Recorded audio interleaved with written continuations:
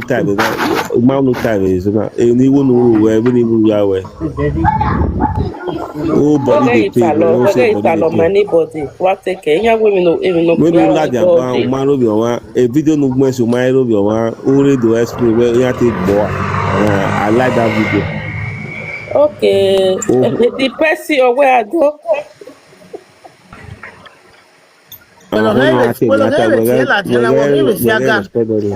Èyí tí ẹ ládìá o ìyẹn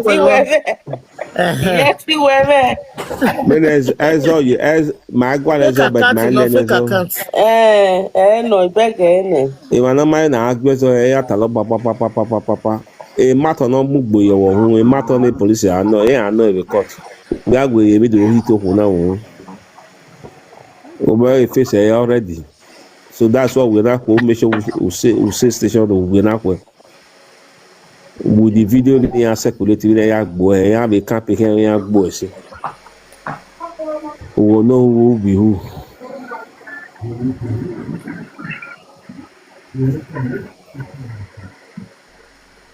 I talogbe. Awo ero na no just dey fake account na ya right rubbish. Where you got come on in where at my where abi mama who go kasha. What time I break him with that. The man only tell la dia because no me na the only way no can fake any o wo no can fan no can fan bo. That no be omo me. You know what she's doing? On your leg. No can fan bo me. Okay. Cola. Okay. Oh la dia do wa apology. Ọmọ náà wẹ ìbẹ́jọ́ ẹ̀ òwú ẹ̀ yẹn ọba ẹ̀ ká yé gan dẹ̀ mébọ̀ ètè gbé fọtí láwọn ìdí ẹ̀sìn bí gan. ẹ̀ ọmọ náà gbẹ́ ọrùn bí ẹ. ẹ̀ ọmọ náà gbẹ́ ọrùn bí ọmọ yẹn ká gbẹ́ ẹ̀ ìmáwòrán dájú. Ọwọ́ adulterous woman. The only thing that can fit that woman all the apology letter. When you have American social media, when you have American, body go tell am when time reach. Ega we bo ekese we back for we dey ọmọ Merita. Agbona yo. Ni ana be kita e bai. And my twins. The thing is that yeah, when you tell Momo Banya, why be me why? And Momo Yata was a now Momo Yata. Aiku na obi na vijime na ya gbene diade. E bejo ni egwima e ba boosting. Agbona yo we say na why agbona yo. We talk agbona yo ge auto no gole sage no. Agbofi goje die number 1, number 2. Yeni meje ase German. Meje bejo visit kekana gbe me bani. E kana gbozo lo no ma me no je. But now my say prison my ya we ya negwa bonyo wae owu my ya ma bo na but now bad ata we body bad wa hama ikunore police station Aiku ajo but when am met to the awa lady ade we man love you to wadi na me blast we na ye gona abi edebe go we ya ne awe di ya ne we weekend na me ga blast do mu we vani we ma dame ho a blast wo ya dame ho a blast do mu e ki na agbe o yes police we do we ya ne we dame ho police re ya we mi ya ne we evidence any mere na enyo yan file a case a ko kan to be ya file a case and a weekend ayina you can was a station anybody the station. Maybe you can never understand what I'm talking about. When I be any video is circulated by na yeri by I beg a face here. Oh yeah, hospital bit here hospital me. Yeah, that hospital dey na. Why you go hospital re what do we buy? What do we buy? Other hospital are there now. Where very face eh?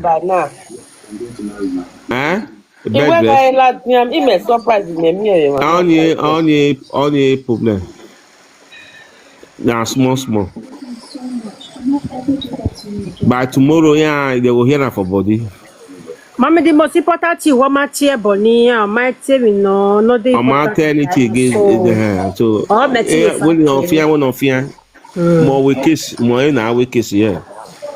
Epa, imema dispute on him. He went by now. By now. When not soon. I think it was last 2 years or last 3 years. You know how this similar.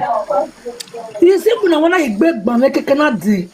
Oh, when it when you guy is here for you gonna me or a week me 2 weeks me hospital me power. When my with time I'm not so on my what team that was on Friday evening what team or what hospital you can now where you be now I was so no life day na you yeah man na when na two fighting understand say we don't need money no we don't banya that in hospital banya I don't tamu go to fighting where you understand it there ya Mari hospital no there ya dey gbe with do Mari hospital no there they rush out ambulance dey gbe do we no there that discharge here na I will here na prepare me to na tell na agbo yan I tell we see we so done here na me dey do matter na me dey run matter is that when a mistake you no make a mistake you no make many are that first day all the way one we no here a helicopter do me every ambulance helicopter I make that ban well police guy we case serious instantly police ya arrest ye ko ni apa awa no gbe we o dey civil Aiku no pa they arrest but he made that mistake there ye ma was there na oga me we ni ya ye ya dekun we ni wa fun ni wa do be wo ba mo no to live video na so awe saga e be na ga mi e boy o ma no we saga oga me ni wa ye ya wa fi emi iwa le be o no wu helicopter ọdún mú mi wá ní ìyá ni èyí pa helicopter ire amúra pàdé polisi ní ayé. Ekese atekmoda ó gbé àgúnyàgùn. Hello. You like trouble? Well, atekmoda èyí náà because well iye mú mi mato modra. Mato weapon eri won bo Buhari kan tó tagbo ya hit mu. Ari case me gbese yan mo we mi agbe yan yan. I cannot atekmoda. Yan ma mi case. Mo we ime mo me problem o ko ni no pa ku mu me na by now ma ke no pa hospital re ye go office oxygen that discharge ban adam o eyan that discharge ban discharge man discharge we ye ku gbe ma ye ran ye discharge pa we time discharge me discharge me where you damn him no there him ye tie I'm not hearing you. I'm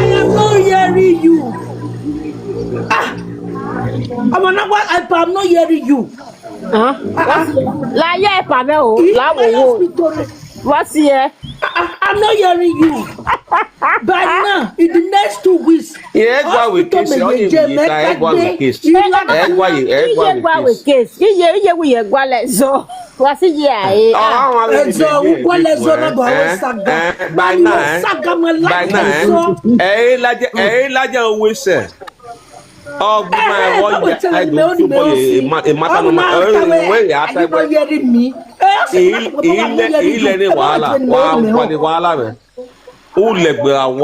era you are regretted the near beer ye mo. Evi die no la gbona e ma we o ma dan hin. Ora me afie mi o sa lo bo. E ko ta o do mu mi ba. O je go wo. Ya le le gbina. no ma de go. E na ka me ni na ikuwe. E la wa wu la wa. Hai. Ana isi na gbina la wa. Ya gbuwa ya la wa le mama ji ina wani ya la wa ya wani ya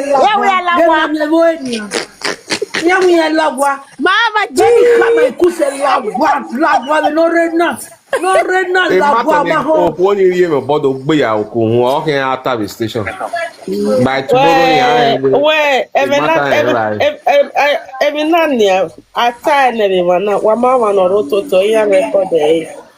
Oya ojo ita ba pe gwe mi ogbeji ohun. Iya hia iteke ya gwe ata me ma na mo take ta. e police man police report re wa na already e matter mana Okay. doctor when they drip yan e fi ye gbe Yeah. but what say matter ni ai e man no gogo we yan gogo they go hear say na matter na dey jam Yeah. Because they two fighting. This is Arwe Bakoko do Baru Yeah.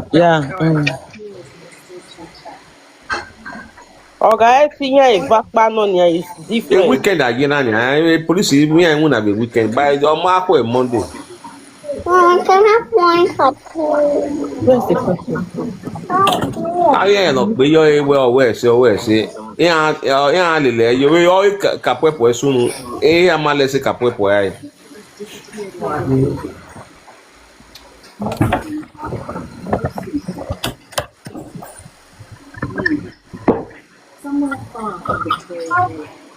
Mais avec spirit, les conversations.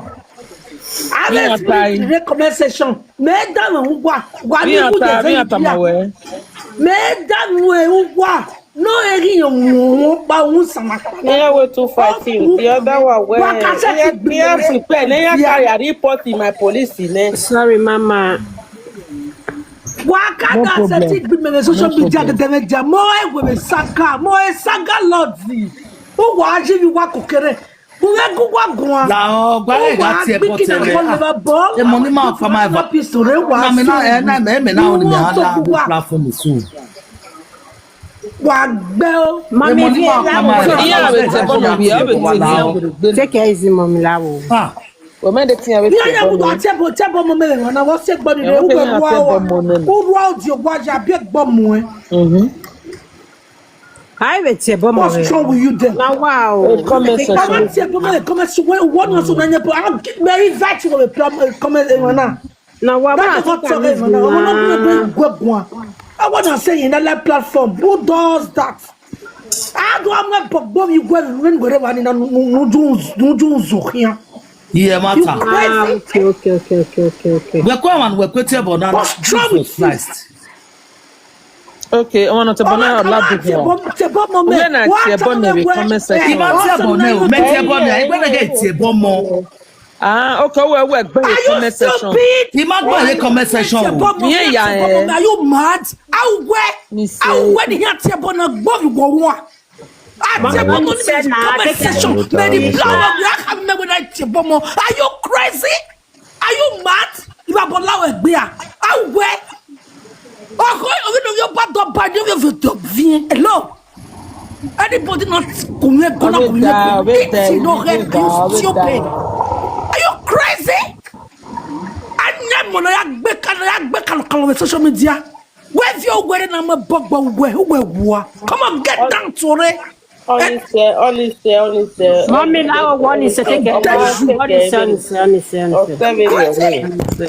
Oh my God, cat here, bono. So, what that's why we go out, we very committed. Mommy, we're seeing. Bohin aye la loke ye. Baba. Ruda oyugbo kagu egun aye. So ina webo la wo ruda bi me emi na no sunu eko maka bori nrimi. We understand although but good or bad. At least me be the way no we iki platform of we so but la wo ye lo ni so lo bi ya ni ruda at least when I be doge o wa pa idun pa e ma kede ye láwòwò abẹ́ kiesa Ghana láwòwò wee try nuri egbe ọrụ dabe nọ wee bie ihe na abege webe ni ana ihe agogo we understand dabe mewe ebe nene mi be si me obe no dese me ma agogo we understand so me ma dede agogo láwòwò ye we se saga ne abi bieka bodo vi ohana no dogu we vena ne o haimuna osa we say we at least at the end of the day we will je hospital a report a result we run we understand so in agbene omana the hospital we bobedian so at least at the end of the day in erechebuta ebe no maya ekene omana he obalo ehia in agbene ye nenebe so nene obi ohana no dogu egbe nana no where nothing dey happen so we are when we assume boy you are so at least in ya do pay well ni ya invade we understand so I tell you know ya gbe gbo ma ben but no ado rezo bo wo ado afie gbe mi so no we boru da Nigeria majoredian so nene mi se obe all shock myself the way na be Nigeria so ya nyi be nene webo ni bon travel iya ma ye emina be we nene webo iya ma we rules and regulation iya abide no the rule of laws iya be abide so egbe ma be ni obe heke nu lu ona ma be ya show example should the case at least the next time man ya be do egbe kini iya be understand the work ya o me the way na webo be ya dey so abe beni avion we hospital ni so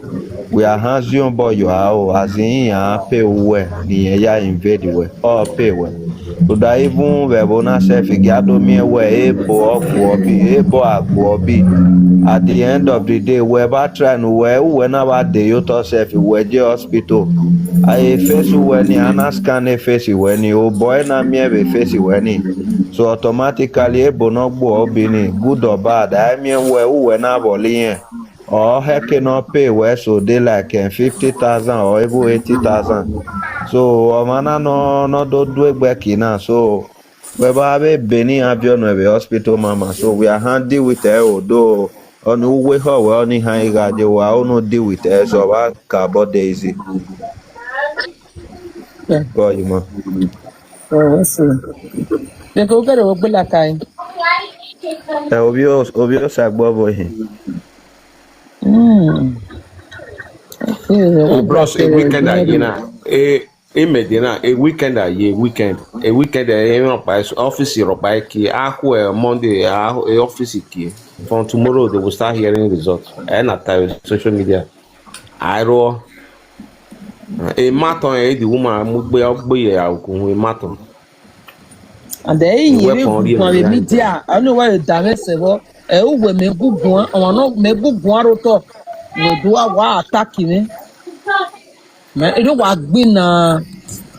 My concern the way you're gonna, while it's a social work where you're tired with your gonna. My concern the way total kita la dia ena so agu egmuna wo take kita no dai de mi obe no ata lo e mai no ata e wo ogbe mi yan na when we lack in social media for now. Okay. No, we are my right to express herself. Oma tie bonia. Okay. We are not saying we're not Bonia. What we are saying we're a matter, a weapon me do hit out. Big na do over we are right away. Wa with your bonu, my ado ni shaman with your bonu, police do arrest you. Wona do hit you. Who does that?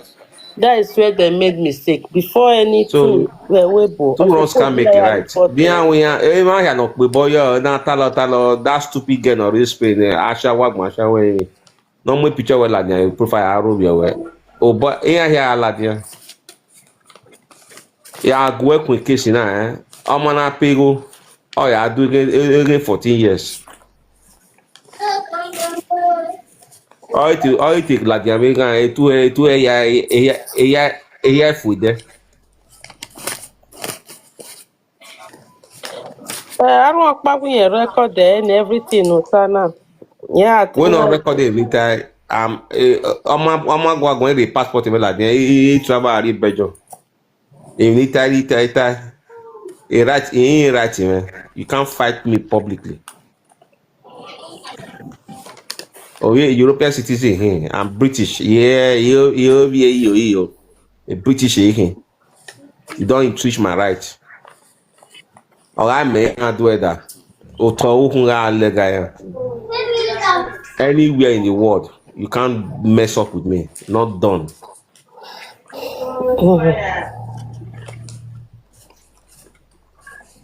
They only about issue of the web and only they different. No, what may you cabo or when I 2 fighting? Oh, no, as of my concern, we're concerned. Oh, what for Huawei? Oh, I'll do gra. It's 3 against 1. Why they were in Nigeria where you man? I would do living the jungle justice. It's 2 against 1. Not 2 fighting. Street fighting. Why back to Boma? I 2 fighting. It's 2 against 1. The Morgan Queen, if you read there, go carry the evidence where you take bully there. Can I go court? Any cyberbully should report to police before anything. Aiku call butter. Call Jiragwe. Call Boybo. Call butter.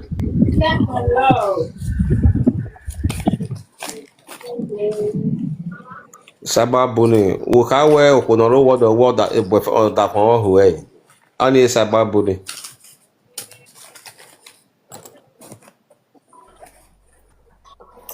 What you 7 na be na nothing. We ya go me no be awore ko anything no kwa. Even in the Italo, because one day matter na time social media. By tomorrow, by within a week, yeah, understand the way law exists. Anything na Aiku no keep your mind way. Anybody no advice in Aiku. More when time, but now we're telling police. Anybody no hear the advice in Aiku way no ya move forward. Now, no guy through a messenger or a phone call. I get anything like that, man. Now what see I? Anybody no advice no ring when no message me, one any information on asset is very. But okay, ignani agbo egbona. A weapon ya hita oku.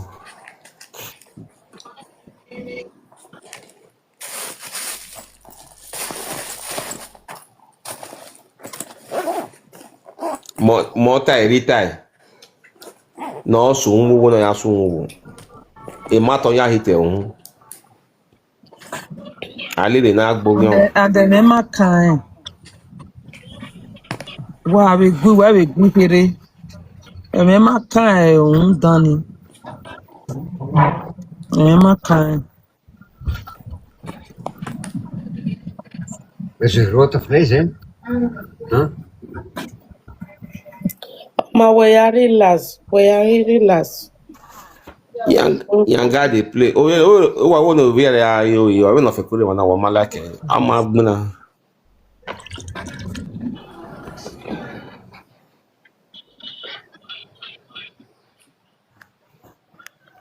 We make it yen wa we saga.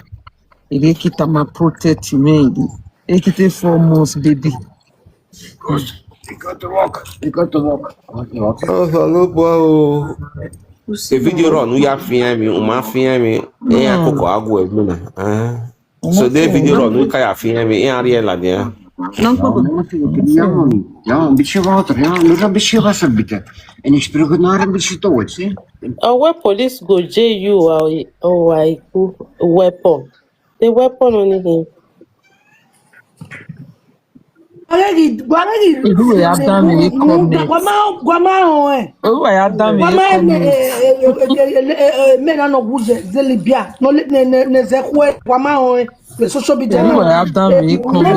kwama ho kwama ho e pa we block keke dio they comment to get disturb block Block no la him. Block because all not block him out here. I block a ban on your 4 comments OT law. Put the comment section do area for la block this person this Morgan Queen. Block because I no time now. Or look at them na water. We sort everybody we now. Before okay we sabe now.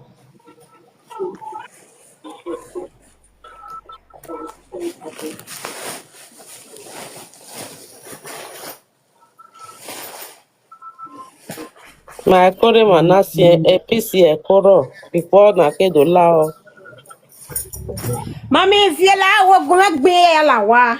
Gumek be ya fe la wa la wo gumek be. Ya la wa. Se ya we ya ene.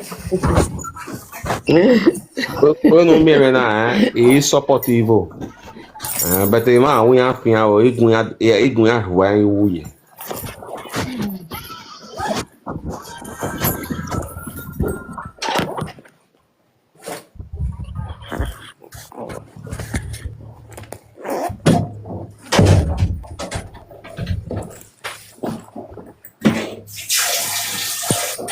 Wa we ki ya wa do na me fe. No wa no. Ah. Awo ya to agbe to me na ya ene gbe. Ya wana mai miede. Ai ai no. Awo ya na to re ya.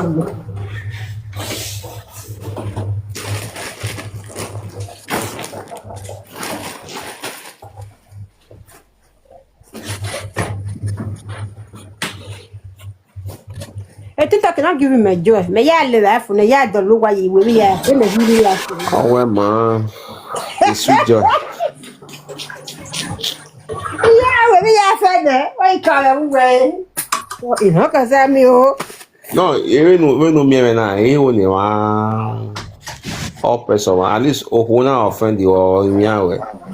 Nemo no kwani ohuna ya ati okay. The next you say we wa mu maton wa gbe ya onye no. Oye la nya da apra the social media we rugbo to bugun. Because everyone no gwe ko no mu diale. Oga Nigeria na sunu na for years person power pass power. Person get brother for back. Oh deshi. Ah, our party there.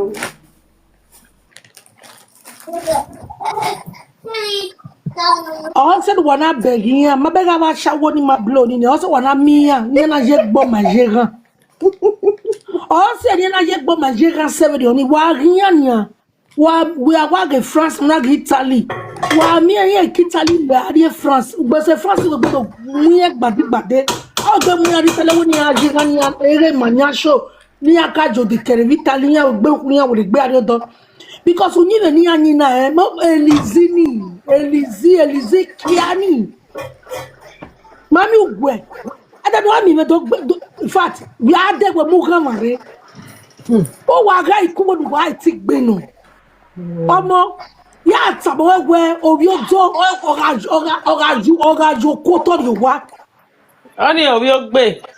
wa va le mi u ya ri pa no be say that conscious say you bebe fly wa va mi u ya ri pa wa va de mo me bu no de go yo to egbe yi ro ni ya egbe yi ro ni no ni na wa de go ni wa ni Lizzy ni wa de ki ya fi gbe ki ya fi wa poto ni ye mo me bu ni ya ya yo yi fa no gino to police carry e wanta hello I trust you. Why is you? Amazon what gbe. Waya buta o. Baba mi Bofia. Abuta. Domo diroya paroya domo. Wala Mommy ya na da provoke me matter ni go matter na but when the matter na me because ya ga wo ko na wa hia wa shawo ya na wa rita de ya na no ile bejo no ile gem ya na wa gang of wa gbo ko pa o yi wa Hadi roja dame yone, wa dame yone. Wala wa gbe me da wa we yori na. Ọmọ ni mi amobo gugun wa gbe won everybody me opinion yan. Ọmọ ni mi amobo gugun madam Aiku mi amobo gugun. You understand now? A brother pari mana no gwan. I really support that brother. Madam Aiku now, she's no more a child. You understand? She tried to that very day she tried. I saw the video, sha. You can't make attempt. You understand? So, madam, please. If it's for some time, if you can just stay clear first from this social media because I was really pained when I was watching that video. You understand that because I might not give you he went to Derek video is bad. It's very bad. You understand? Please, my sister. Anything that I want to do, let it just be in you. You understand? I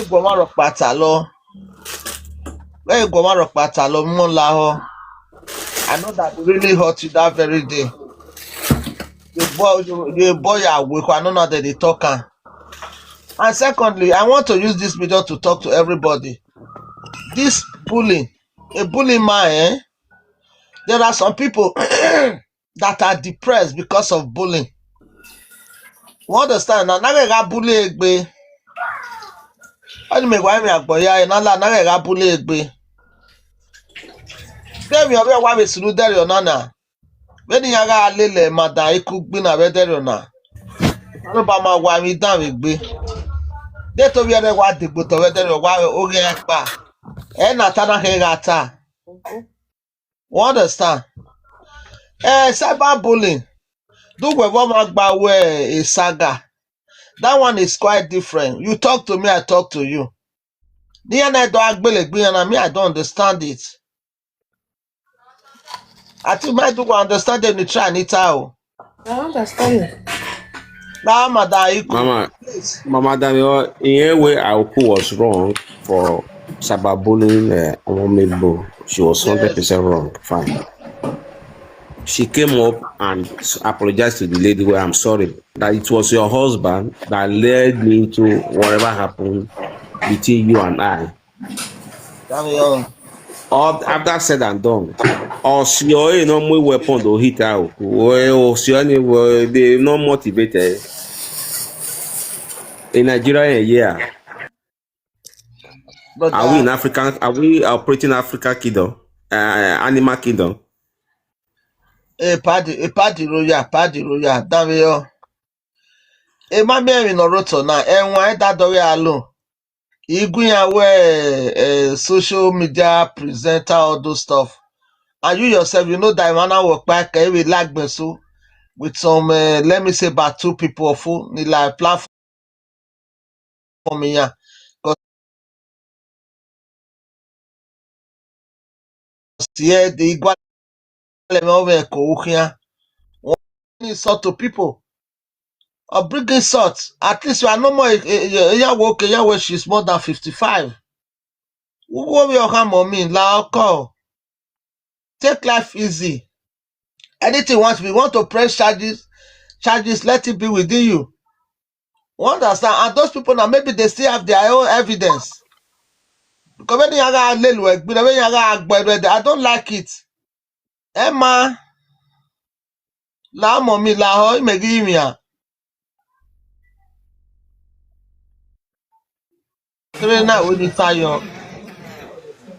God bless you in Jesus' name. Where's your mama? Where's the mama? In my I see where we understand what happened, but other than we that proud leave one platform to one platform, my head where the matter. And what one more video like you are still happy why what he talking with weapon. Understand you know? What he talking with weapon, what he brag will be with weapon. So let's see how it goes. We are all in Europe. Paroya domo sa. Obota. Domo. Man, they know with the when I know a history of Nigeria. Even when I was in school, they should ask who I am. Because the way I'm now, nobody will like it now. You understand? Mama, nobody will like it. Hello, Mama. I agree to all of you now. One thing about life, if you say someone bully you on social media, if you can take the person to court, take her to court. Yes. Let the court defend you. But giving the person public assault, I don't really say that. Every public assault, weapon they have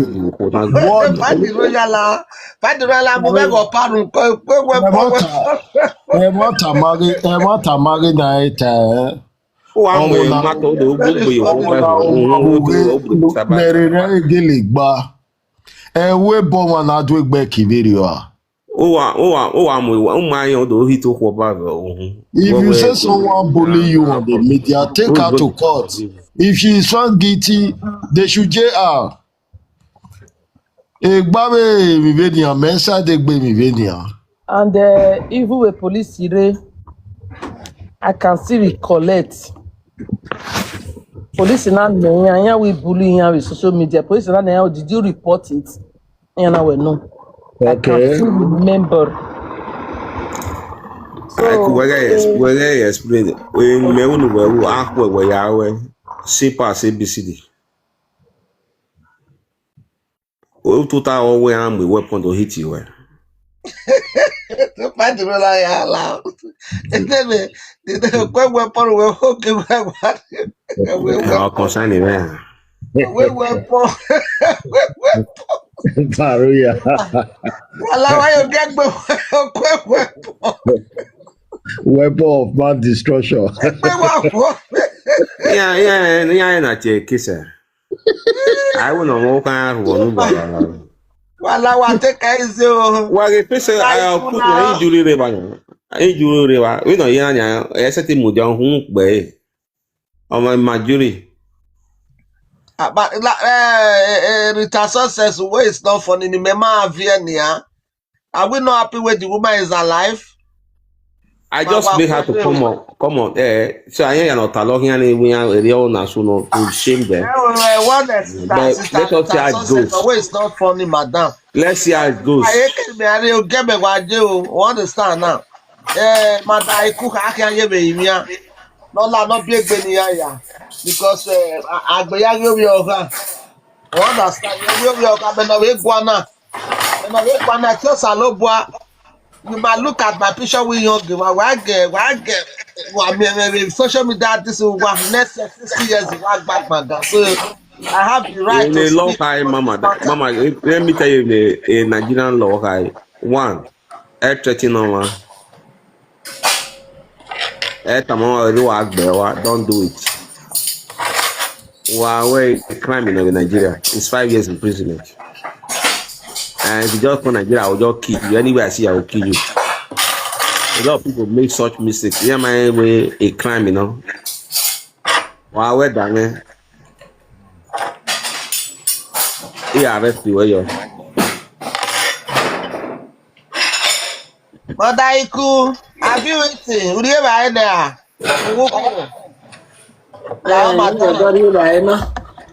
Please, la just abide me. Where a man now will break your man. Lao. It's very painful looking at that video when I saw it yesterday. You might like it at all. You might like it. Imẹ̀wà lẹ mẹ́wọ́rì gbìnà ọmú mẹ̀wà jẹ́ nínú mẹ́rin náà yẹ ti gbìnà wẹ̀ kò lẹ́. So náà yóò wá dìrò ya ìwé tó ọ̀nà ẹ̀wẹ̀ náà àbí. Where's your mommy? Okay, Mama. Where's it? You know, Adomo. Madam Aiku, go to your husband, please.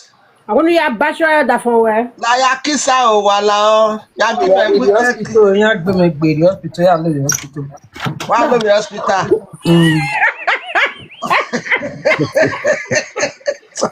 Mommy will talk me, oh God. So what was your lovely husband there? I'm lovely one, let me find out the plan.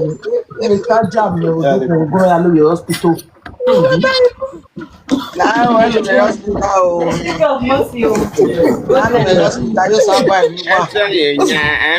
mi not gbé yẹ̀wò ẹ̀yà ẹ̀kú ẹ̀ mú because I'm a restaurant. Okay, bye love. I'm a restaurant, bro. Egg with that. Even said, I want to carry your dog. I want to carry your dog. Even your dog can testify, Abi. You have a big guitar. You have a big. Don't you have to other conditions.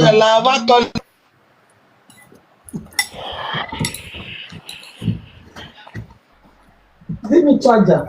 I'm going to meet charger.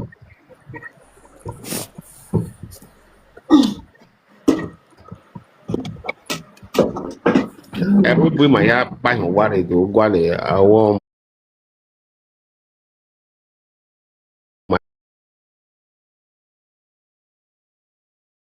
we have to correct some issues. Betty ma cafe mi vedero epiziate are. We not cyberbullying well, we right when we are reporters. Kitchen work we not Yeah, cyberbullying well. that's what I said. Li mo ti fi hàn gbina. Èèyàn sì. Ọ̀gá wẹ́ kérékéré mi lè lọ ọkà rẹ̀ dẹ́wé bá yóò dé Nàìjíríà yóò wé mú sí. Èèyàn náà ò sí lọ àbí.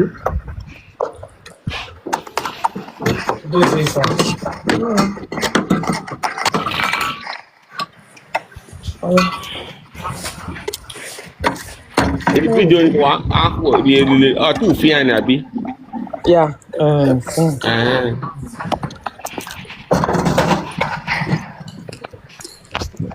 Kebe hospital yà everything police report yà kún yà lè lè gbé.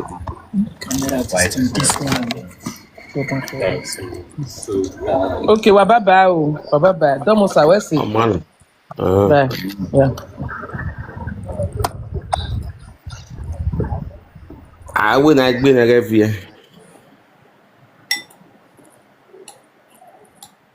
Paro Yadomosa. About of my brother.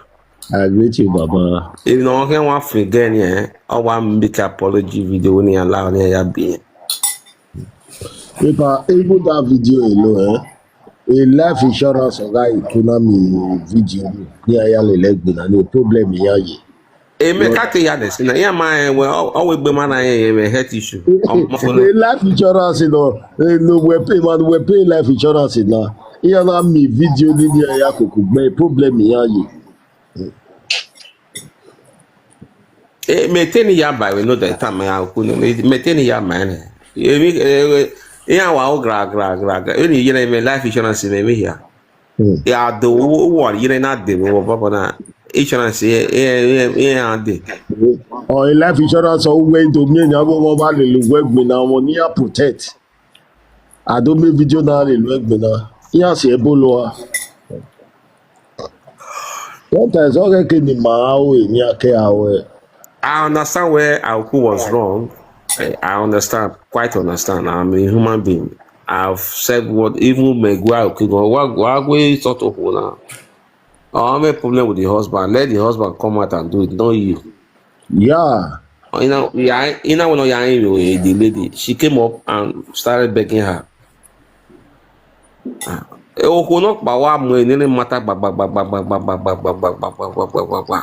It's not funny. Why do I row? No more matter on a face. All you walk by you. Many are like me that dead on night or day. Who gave a livable and ata.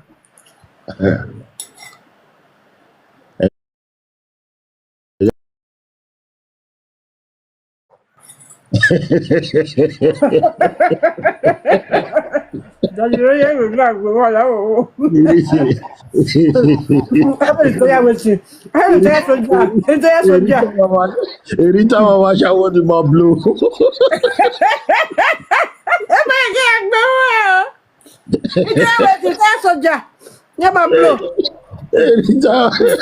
Every time I want to be oh, I want to blow. No, there's something. No, you see what pains me? Eh? On Friday evening, I'll cook it. Yeah, you know. On our way, you know, soon that now. I know we me I you on Saturday morning. Now we be a woman. Now the video, you know, my website got to be a yobunya the Yeti. And I posted the video. And I posted the video. It was broadly. I don't know ballet on my guna. Ever. Understand me? Yes. Yeah, but I am a go so. I am a go na yak so. I'm a way go. A good off a corner here now.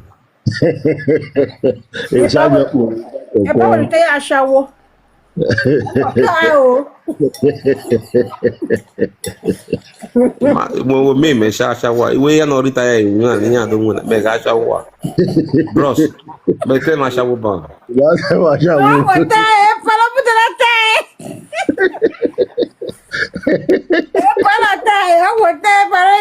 Rita, Mama Shaw was Bablu. Oh, you get good.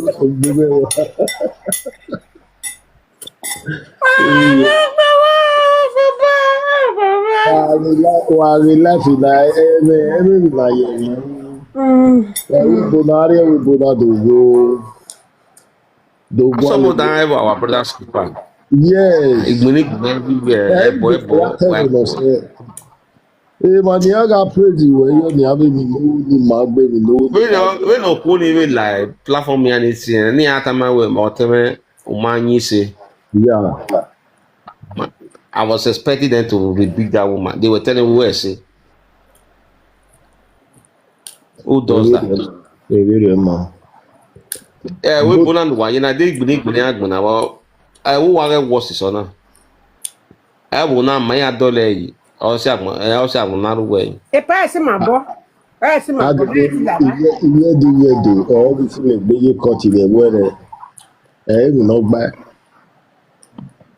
Ọ̀dọ̀ àwọn ẹ̀ máa sì lè gbé yé kọ́tì ẹ̀rọ máa ń ṣe lè gbé wà máa sì lè kọ́tì yé gbé yé kọ́tì wí ní kó wà gbọ̀n náà yí náà o business